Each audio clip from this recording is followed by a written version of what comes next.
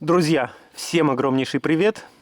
В этом видео займемся шприцеванием втулок стабилизатора на Nissan Leaf в кузове ZE0.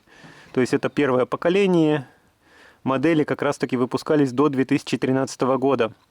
Вот. И заодно, конечно же, поменяем зимнюю резину на летнюю.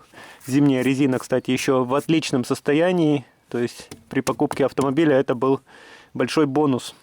Вот. Ну и посмотрим, что тут по ходовке. Рычаги, сайлент-блоки и так далее. То есть заодно все, когда снимаем колеса, можно все это сделать. Вот. Ну и для чего вообще мы занимаемся шприцеванием втулок? Дело в том, что они скрипят. Да, на этих автомобилях это типичная проблема, что когда вы наезжаете, например, на лежачего полицейского, происходит такой скрип. Вот. И это, в принципе, нормально, то есть даже на техосмотре на это не обращают внимания. По крайней мере, у нас в Финляндии не было таких случаев. Но проблема в том, что как бы эти втулки, они неприятно просто скрипят. То есть это их особенность такая конструктивная. Вот. И мы постараемся сделать их более комфортные. Чтобы, как бы, например, люди не думали, что у вас там что-то не в порядке с ходовкой. Ну и вот, посмотрим тут заодно все пружинки, амортизаторы, что нигде ничего не течет. Головка на 21 понадобится, чтобы снять колесо. Естественно, поддомкрачиваем здесь. Так, ну вот, сняли, получается, колесо. Имеем доступ сюда уже. То есть смотрим, что амортизаторы не текут, что стойки стабилизатора в исправном состоянии. Можно вот эти вот гаечки, болтики смазать также, чтобы их было проще снимать. Одна клипса вон отсутствует, ее добавим.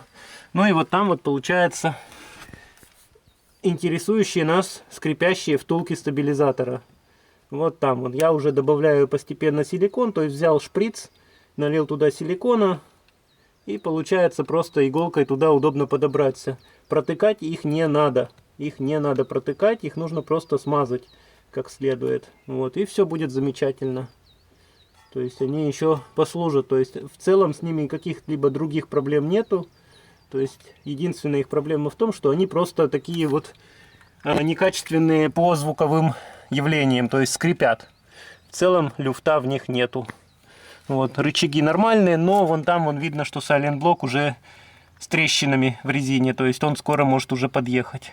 Его, в принципе, можно еще пока смазать тоже силиконом, но уже нужно будет менять либо сайлент-блок, либо весь рычаг. Но рычаги здесь, кстати, хорошие, не ржавые. То есть, в принципе, я думаю, даже сам сайлент-блок можно перепрессовать просто, и все. Шаровые в нормальном состоянии, пыльники не порванные. Да чего тут, как бы, всего 50 тысяч с небольшим пробег-то еще. Тормозная система также инспектируем, все, колодки отличные, большие. Вот здесь два поршня на суппорте получается. Ну да, то есть в целом еще достаточно долго походит подвеска.